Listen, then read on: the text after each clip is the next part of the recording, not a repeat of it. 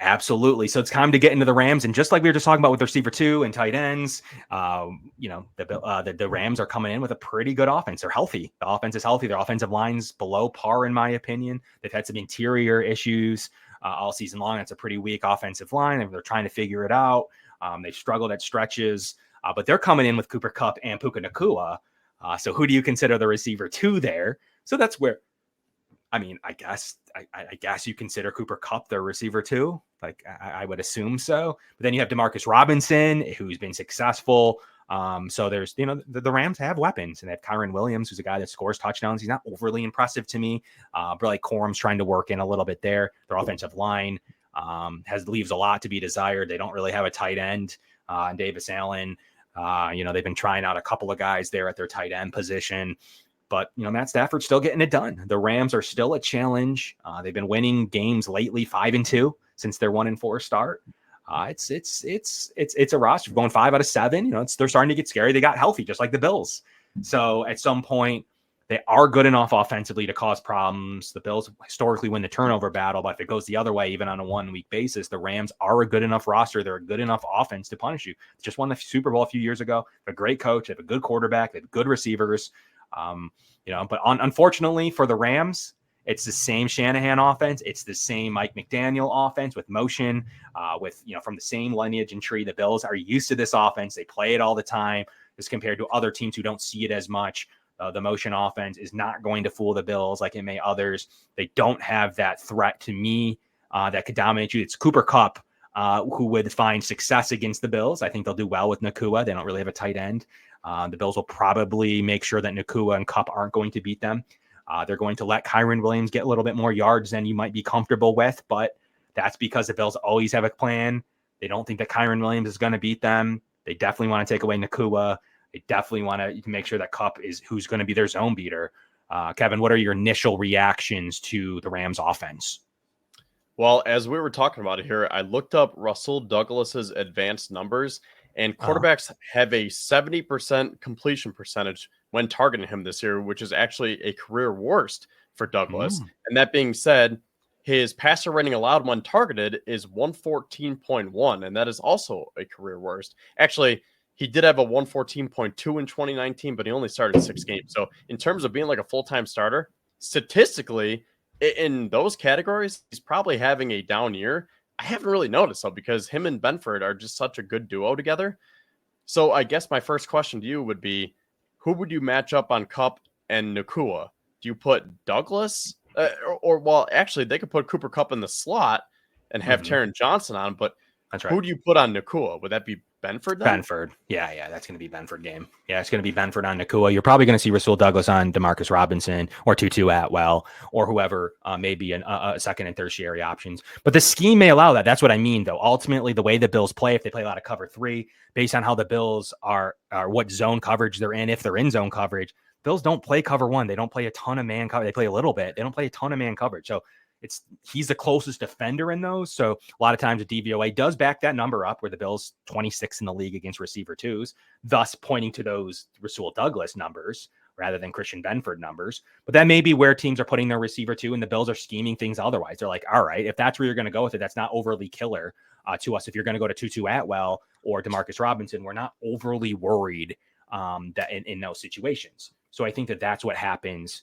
And then thus you see those advanced numbers and you see the DVOA numbers. So they kind of correlate there to what's going on with receiver 2s, which Bills need to be careful with in the playoffs. But I definitely think it's circumstantial. I definitely think it's calculated what the Bills always do, just like letting players run on them. Not Derrick Henry. I didn't say that was calculated.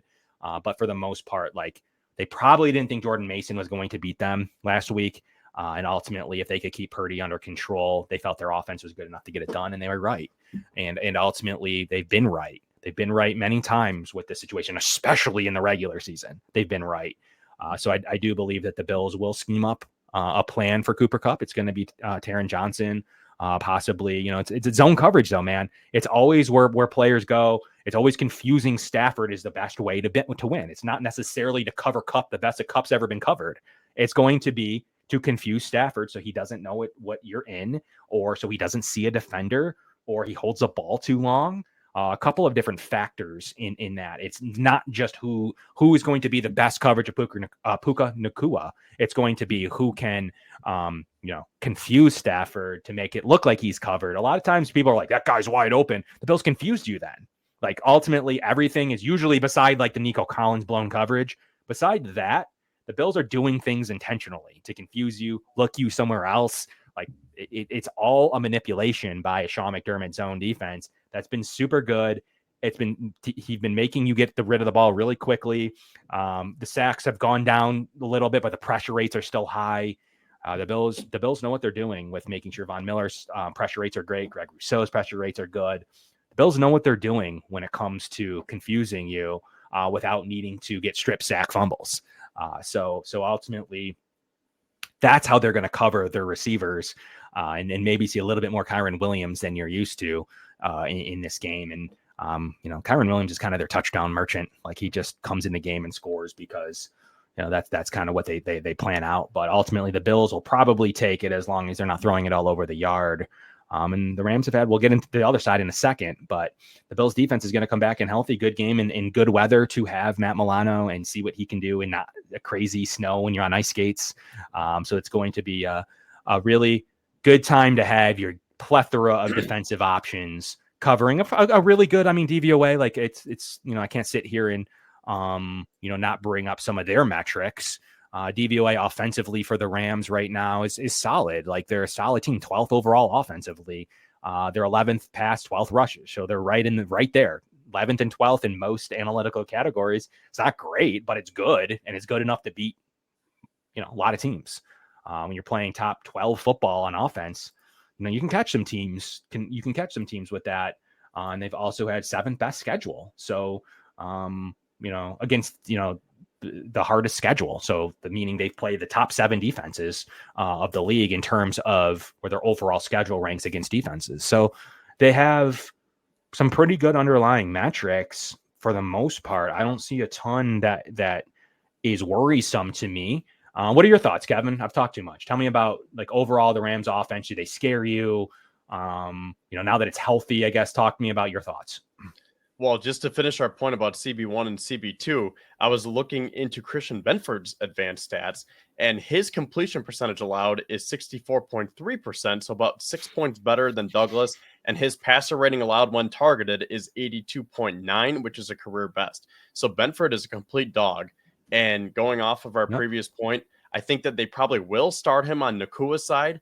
But to your point, this is a zone defense, so it's not like he's going to stick with them and going to go hip to hip with them for the whole game. Same thing with Rasul Douglas. He'll probably start out on the other side with Demarcus Robinson or Tutu Atwell, but they're probably going to have to interchange a little bit. Same thing with Cooper Kupp, because the Rams might start him in the slot. They might put him out wide. So I think it's just going to have to be a collective effort for this Bills defense. But if we were to try to draw it up right now, I think that's pretty much how it'll start, with Benford covering Nacua, Taryn covering Kupp in the slot, and then Douglas on the other boundary, whether it's on Robinson or Atwell. And going off of your DVOA stats, I was going through the box scores, and they're pretty much right smack dab in the middle for a lot of these, for offense and for defense. And the only one that they're really kind of eye-popping, where it's like, oh, they're bottom 5 or they're top 5, was their run defense, as they happen to be bottom 5 in run defense, and they are 28th, giving up 144.2 yards per game. So if we want to talk about the Bills offense now, do you think that's a way to attack this Rams defense? Do you think you run at them with James Cook? Yeah, it seems like that. And to real wrap up their offense real quick, Alaric Jackson missed today. They've been very healthy, but Alaric Jackson was the only player who didn't practice at all. He's dealing with a foot issue. He's their starting tackle. So that could be a major loss for them from an offensive line, in my opinion, which isn't already that good. So Alaric Jackson, one of their better offensive linemen, who's their starting right now for Joe Noteboom at left tackle.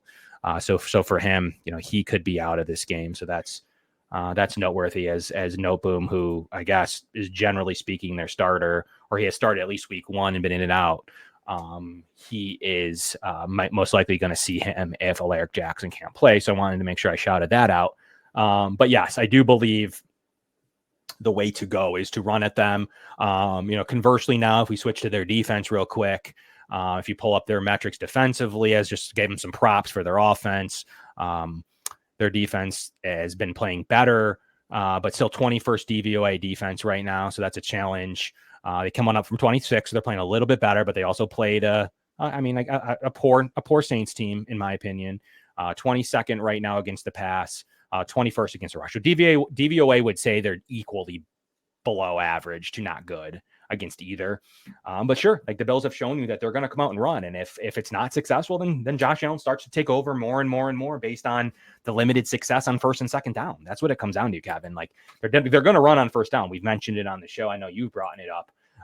But ultimately, it's going to come down to how good they are at running, and they will either continue to play off of that if it's successful, or they'll make some alterations at halftime, or they'll change it up. But I do believe that will be the initial game plan. The 49ers game is going to be skewed a little bit because of the weather and being successful running the ball. So it's going to definitely play in the hand of what you're talking about. But the Bills started with a rush 85% of their drive, started with a pass and only 4 times in all their first down situations. So 85% started with an 85% success rate as well on top of it. So they were successful running the ball. Early rushes, are always tough to have a really positive EPA, but the Bills had a really successful early rush rate of 0.1. That's fairly good. Well, a really good success rate in rushing in general, 0.22. It's tough to have running affect the game on a 0.22 EPA per play over expectation. That's a very solid, a very solid running number. So that's kind of what the Bills saw there. Ray Davis was actually a 0.27 running the ball in his 12 plays. Very, very solid. So I do believe the Bills will run the ball, but it comes down to that. If they're unsuccessful at some point, the Bills will start throwing. I mean, that's kind of what happens. And that's kind of based on the weapons. They may have all of them back. They may give Kincaid one more week. So it really does depend on, they could have everybody. So it does depend on that. You're going to have all your receivers. That's nice. You're going to have a gamut of situations. The Bills are going to put the Rams in a situation to where I like a lot of their defensive linemen. I do think they have a lot of talent in Bobby Brown the third. He's really good. Jared Verse has been awesome for them. Fisk has been solid. I thought it was a good prospect the Bills could entertain in the second. Kobe Turner has been a really good defensive interior player. They don't have a ton of depth outside of those guys I named, but those are their big guns. Don't like their linebacking play. I don't think it's particularly very good. And their secondary is an extreme mess. So how do you look at that front seven, who's solid, and then you look at that secondary, who's not very good, and determine, well, all we're going to do is run. So that would be the counter argument to maybe you truly see a balanced attack in this one. Yeah, and that's what Joe Brady's been doing right along this season. So I think that the Bills have a plethora of options. And I'm glad you brought up some of those players, because I was going to talk about them too, because this is a very, very young defense. If you look at their depth chart here, I think that they only have 2 veterans starting between Darius Williams at corner and Cam Curl at safety. They did just pick up Emmanuel Forbes from Washington. They have Akella Witherspoon as a boundary backup. But aside from that, going down the list here, you mentioned Fisk, 2nd round pick this year. Jared Verse, 1st round pick this year. Omar Speights, was he undrafted? Not sure, honestly.